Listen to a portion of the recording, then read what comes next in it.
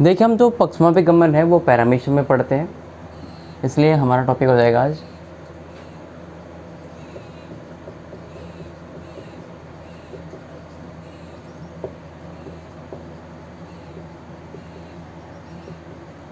Paramecium में पक्षमापिक गमन।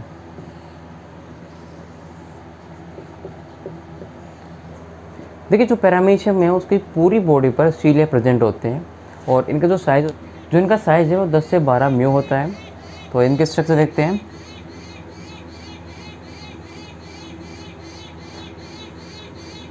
इस प्रकार से पैरामीशियम की पूरी बॉडी पर सीलिया प्रेजेंट होते हैं और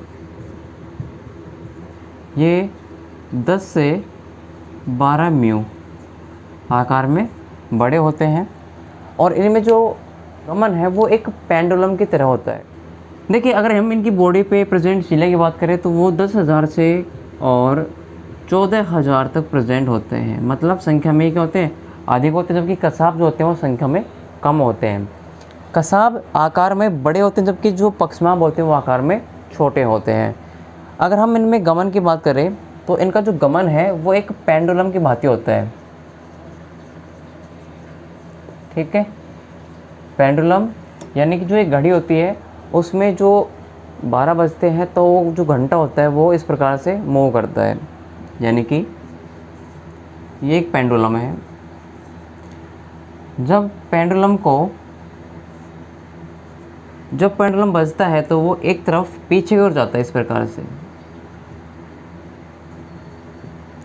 और फिर वो वापस से आगे की ओर जाता है। पहले वो पीछे जाएगा और फिर वो आगे की ओर बढ़ेगा इस प्रकार से, यानी कि पहले पेंडुलम इधर जाएगा और फिर बाद में इसके विपरीत जाएगा और अंत में धीरे धीरे वो कम होते हुए वापस अपने स्थान पर आ जाएगा इस प्रकार से। देखिए, जब पेंडुलम अपनी क्रिया करता है तो उसको 2 प्रोसेस करने होते हैं, यानी कि वो 2 स्टेप में गुजरता है। पहले वो पीछे की ओर जाता है और फिर वो आगे की ओर बढ़ता है। इसलिए एक बार उसमें प्रभावी स्ट्रोक होता है जबकि एक बार उसमें पुनः प्राप्ति स्ट्रोक होता है। तो इस प्रकार जो पैरामीशियम है उसमें भी गमन पेंडुलम की भांति होता है, यानी कि 2 स्टेप में पैरामीशियम में गमन की प्रोसेस पूरी होगी। हम उन दोनों स्टेप को यहाँ पे पढ़ेंगे। देखिए, जब पेंडुलम अपनी एक क्रिया कंप्लीट करता है तो उसमें 2 स्टेप करने होते हैं। पहला स्टेप है उसका इफेक्टिव स्ट्रोक, जबकि दूसरा रिकवरी स्ट्रोक है।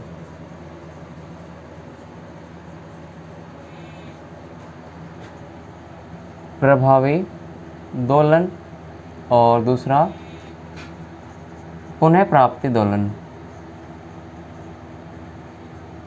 देखिए, हम इन दोनों स्टेप को एक डायग्राम की हेल्प से समझते हैं।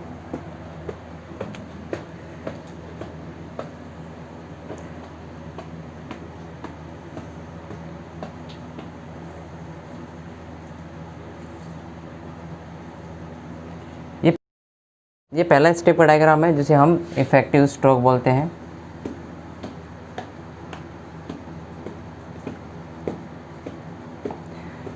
देखिए, इफेक्टिव स्ट्रोक में क्या होता है, जो सीलिया होते हैं बॉडी के ऊपर प्रेजेंट, ये सीलिया जल से टकराते हैं और जल को पतवार की तरह पीछे की ओर धकेलते हैं इस प्रकार से।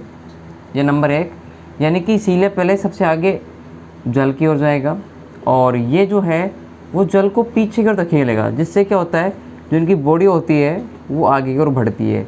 यानी कि जब ये जल को नीचे की ओर धकेलेंगे तो इनकी जो बॉडी होगी वो आगे की ओर बढ़ेगी। इस प्रकार से बॉडी आगे बढ़ती रहेगी। ये इसका दूसरा स्टेप हो गया, जिसमें जो सीलिया है वो इस लेवल पे आ गया। ये तीसरा हो गया, ये चौथा हो गया और ये 5वां स्टेप हो गया। ये तो हो गया इफेक्टिव स्ट्रोक। जबकि हम बात करें दूसरे रिकवरी स्ट्रोक की, तो इसमें ये जो सीलियाँ हैं वो लूज पड़ जाते हैं, यानी कि ढीले हो जाते हैं और जल से कम टकराते हैं, और धीरे धीरे फिर ये वापस अपने एक्टिव फॉर्म में जाते हैं। इस प्रकार से छठा सीलिया लूज, थोड़ा सा आगे बढ़ेगा 7वां, थोड़ा सा और एक्टिव होगा 8वां, थोड़ा सा और एक्टिव होगा 9वां, और थोड़ा सा और एक्टिव हो जाएगा यानी कि 10वां। यानी कि ये वाला जो फॉर्म है लगभग सेम इसकी तरह हो गया। तो ये वापस से अपने क्या हो गया, वापस से अपने रीफॉर्म में आ गया, पहले वाले फॉर्म में आ गया। अब ये सीले जो है वापस से पानी को नीचे की ओर धकेलेगा और वापस से अपना पहला स्टेप आ जाएगा। इस प्रकार से नीचे की ओर, इस प्रकार से नीचे की ओर, दूसरा, तीसरा, चौथा और पांचवा। यानी कि इससे क्या होगा, जल तो नीचे की ओर धकेलेगा, जल को पीछे की ओर धकेलेंगे और बॉडी को ये आगे की ओर। जबकि इसमें क्या होता है, बॉडी कम आगे जाती है, जबकि जो पानी होता है वो भी कम नीचे जाता है। जबकि इसमें क्या होता है, पानी जो होता है वो ज़्यादा पीछे जाता है।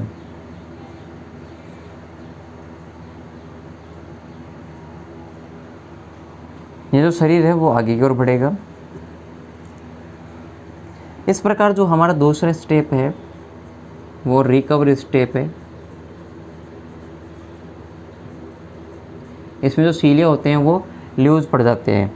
देखिए ये जो प्रोसेस है वो फास्ट होती है, यानी कि स्पीड से होती है, जबकि ये जो प्रोसेस है वो कैसे होती है, स्लो होती है, क्योंकि इसमें जो सीलिया हैं वो लूज होते हैं और लूज होने के कारण ये कम से कम जल का प्रतिरोध करते हैं। जबकि ये फास्ट होती है इसलिए जल का प्रतिरोध अधिक करते हैं। पैरामीशियम में सारे सीलिया एक साथ गति नहीं करते हैं, बल्कि एक पंक्ति के रूप में एक एक करके सीलिया गति करते हैं। जैसे बॉडी के ऊपर इस प्रकार से एक पंक्ति में सीलिया प्रेजेंट है,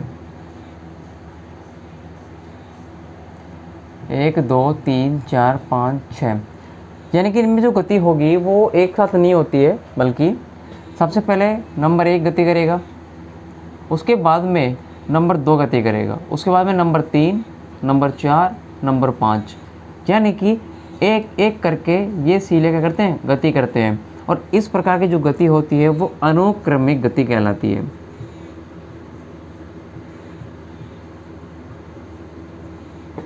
मेटाक्रॉनिक रिदम। जबकि कुछ ऐसे सीलिया होते हैं जो कि एक पंक्ति के रूप में प्रेजेंट होते हैं और वो पूरी पंक्ति एक साथ गति करती है। इस प्रकार से इन सभी में जो गति होगी वो एक साथ होगी, यानी कि ये स्टेप के बाद में डायरेक्टली ये स्टेप होगा, ये सारे क्या करेंगे, एक साथ गति करेंगे। तो इस प्रकार की गति को बोलते हैं तुल्य क्रमिक गति, यानी कि सिंक्रोनिक मूवमेंट। देखिए पैरामीशियम में गति के लिए एक इम्पोर्टेंट चीज़, यानी कि जो उनके सीलिया हैं वो एटीपी की हेल्प से मूवमेंट करते हैं, यानी कि इनके गमन के लिए एटीपी रेस्पॉन्सिबल होती है। साइंटिस्ट सिरेवेन ने 1967 में बताया कि जो सीलिया होते हैं उनमें गति के लिए एटीपी की आवश्यकता होती है, जबकि जो इनमें गमन है उसका कंट्रोल पैरामीशियम का नर्वस सिस्टम करता है। तंत्रिका तंत्र के माध्यम से ये सारे गति कंट्रोल्स होती हैं। जबकि जो पैरामीशियम है वो 1 सेकंड में 10 से 12 बार वाइब्रेट करता है, यानी कि स्पंदन करता है। इस प्रकार पैरामीशियम में सीलिया के माध्यम से लोकोमोशन की प्रोसेस कंप्लीट होती है। स्टूडेंट, आशा करता हूँ आज का वीडियो हमारा आपको अच्छा लगा होगा, तो प्लीज़ इसे लाइक कीजिए और हमारे बायोलॉजी क्लासेज चैनल को सब्सक्राइब कीजिए, साथ में बेल आइकन को भी प्रेस कर लीजिए ताकि आगे के चैप्टर जो हमारे बायोलॉजी क्लासेज यूट्यूब चैनल पे आएंगे वो आपको तुरंत सबसे पहले प्राप्त हो जाएं। Thank you student.